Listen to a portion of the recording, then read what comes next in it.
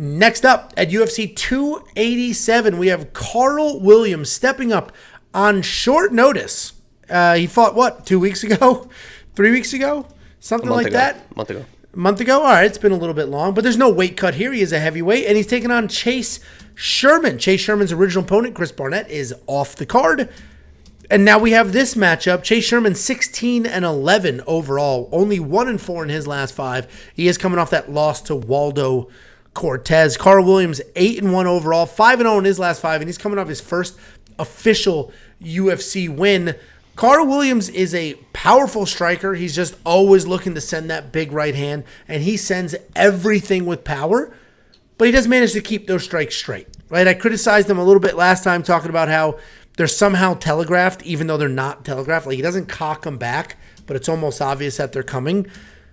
But he sends those, and he sends them hard right up the middle. When he sees that you're hurt, and I love this about him, he's going to pounce. He's going to try to get the finish, and if he doesn't, he's going to back up, reset, and go from there. He's not just going to exhaust himself chasing something that's not there. He does have that high fight IQ, and he does have a solid wrestling background. He had 8 takedowns against Lucas Bresky in his UFC debut, and 3 on the Contender Series against Jimmy Lawson. Chase Sherman, we've broken this guy down 100 times before. This guy's a gamer, and this fight speaks volumes to him as a fighter, right? Everybody talks about anywhere, anytime, anybody. Chase Sherman lives that life.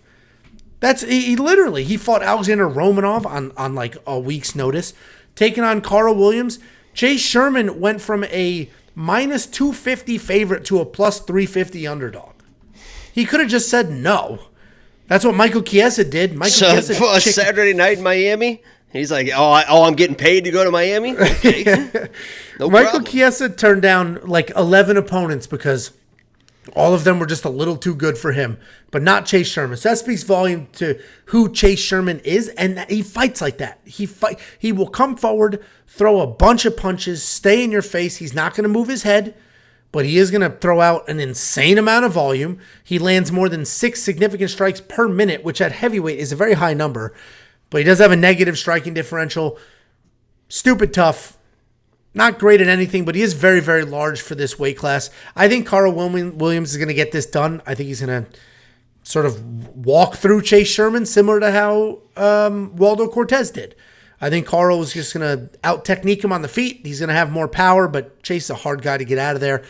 And I think he's going to work in the takedowns. Chase does have solid takedown defense, but Romanov was able to exploit it a little bit. I think Karl Williams will do the same. So Karl Williams is absolutely going to be the pick here, but all the respect in the world to Chase Sherman. I mean, this guy, he's probably going to get cut after this, but he shouldn't, right? He just keeps doing what the company wants him to do. What do you think? Well, he's been cut before, and he's back again. He is, I don't know if you've counted, but his UFC record is 4-10 total in the UFC. So not great, but at heavyweight, they need those people because it seems like those fights drop the most. They need those people that will step up. So he is a company guy, and they like to take care of company guys. And this is one of those company moments to kind of show off the prospect in Karl Williams, because I think Karl Williams can be a prospect in this heavyweight division. You mentioned the power, the striking, the tenacity. I love the don't quit in him. I mean, he is an absolute dog. Even when he is winning, you still see that dog in him. The only question mark that we have for Karl Williams up to this point, the only little bit of a red flag is his cardio, but you like to see that he gets tired and he works through it. I mean, he's not one of those guys that, oh my God, if he gets tired, he's going to quit. We see it with Romanov, right? Romanov's an absolute pussy. He gets tired and just quits. Karl Williams, even when he gets tired, is still going to be pushing forward. He's still going to try to look for the finish, and he is a finisher. The reason he gets tired is not because he's just getting tired. It's because he is always aggressive. He is always trying to chase the finish, and he is mauling people on the ground, and I see the same thing happening in this fight. I mean, I think it's an easy double leg, pick him over his head, slam him down. I think he's due for a finish. He should have had him in his last 2 fights. I don't even know how he didn't get finishes his last 2 fights. I think he's able to find a finish here. The only question mark is, if it does get into the second round, into the third round, Karl Williams, maybe he gets a little bit gassed. Chase is able to throw on volume because he's a volume guy himself, not really a power puncher, but I don't think it gets there. I think the first takedown, Karl really, really gets that finish, and I'm a big fan of his, and he watched the channel last time. He appreciated my breakdown last time because I was all about him going in that Bresky fight because he out wrestled a Penn State heavyweight wrestler, just ragged all that dude. I'm like, he's gonna do it again.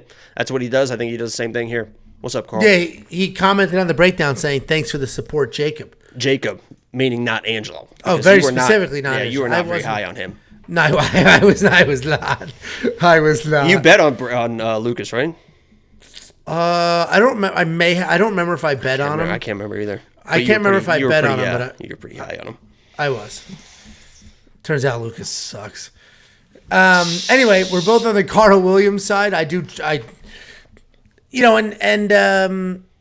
This isn't a slight to Chase Sherman, because Chase Sherman, he fights for your money. He will go out there. He will also not quit. Just keep coming forward, bombing away. Anybody, anywhere, anytime. But, at a certain point, some people are just better, and Karl Williams is just better than Chase Sherman. But I honestly couldn't believe when I broke down this fight. I'm like, yeah, Karl's gonna win, and then I saw minus 500, and I was like, Jesus, for like a short notice, just fought a month ago. Heavyweights always get weird when stuff happens with that, and Chase has been around, man. I mean, he takes losses, but he's been around. And in Chase's defense, that one win in that last 4, he knocked out Jared Vanderaa cold. Knocked him out. Put him out. Got it done. It's like, all right, he beat who he's supposed to beat. So, anyway, we're both on the Karl Williams side. I am going to spend the $9,500 in DraftKings. Honestly, I think my two most confident people on this entire card are Karl Williams and Ignacio Bahamondes. Opposite sides of the short notice spectrum, but I think they're the two safest. That is not the safety parlay. So, anybody wondering what the premium member safety parlay is, that is not it.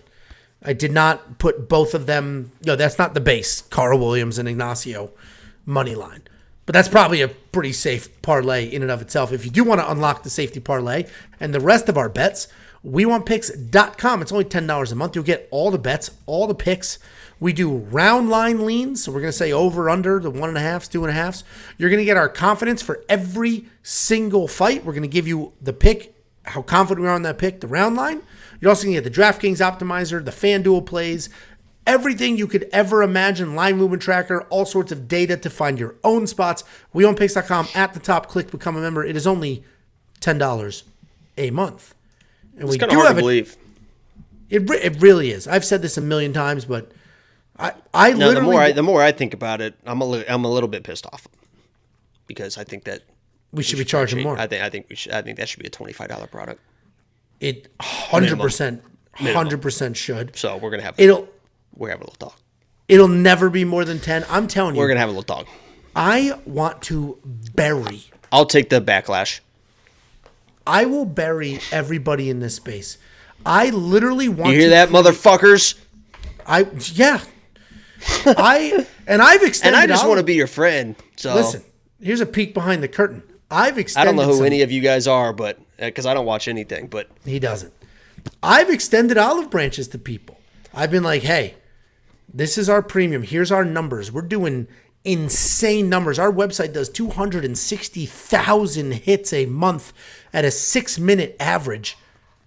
And I've extended olive branches. Guys, you're not going to be able to sell your product for much longer. Not when I'm selling this for $10. Why don't you come over? I'll give you a base salary and commission on everything you sell. Why don't you come over? Some said yes. We're rolling them out now. Some said no. The people who said no, it's going to be a cold winter.